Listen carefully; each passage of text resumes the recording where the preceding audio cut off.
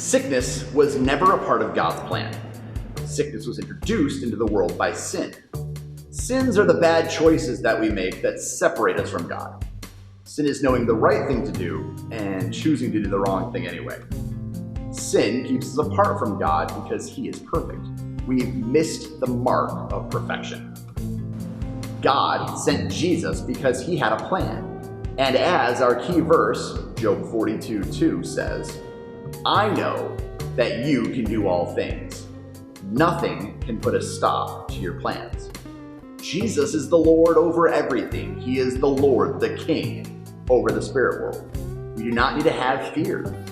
Jesus is the Lord, the King, over the building blocks that make our world. He is able to do anything.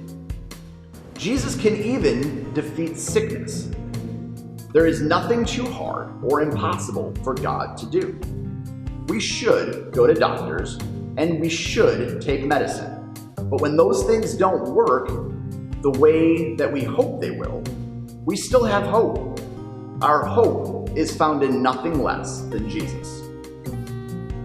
When people are paralyzed, like the two men in the miracles we talked about today, we do not have a medical solution for them. There is nothing that we can do when there is a spinal cord injury. We can help them, support them, give them wheelchairs, and tend to their other physical needs, but we can't get them to walk again.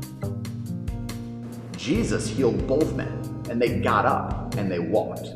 Both men. Two different situations and circumstances. Both men got up and walked again. Jesus is the Lord over everything, including spinal problems and paralysis. Jesus is the Lord over sickness, and He can make the impossible possible. But the thing I want us to remember this week is not that Jesus can beat sickness. It is that He doesn't even need to do anything to beat it. Jesus didn't have to touch either person and didn't even have to come close to the centurion's servant. Just a word from His mouth, He was able to heal the servant.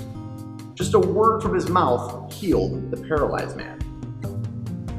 A word from the mouth of the Lord is able to heal anything. A word from the mouth of the Lord is able to do anything. A word from the mouth of the Lord created this earth and everything in it.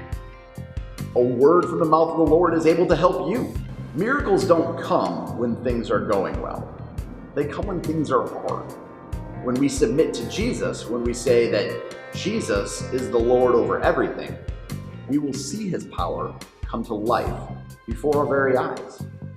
When we trust God for a miracle, it doesn't have to be anything big. It just needs to be a word from His mouth.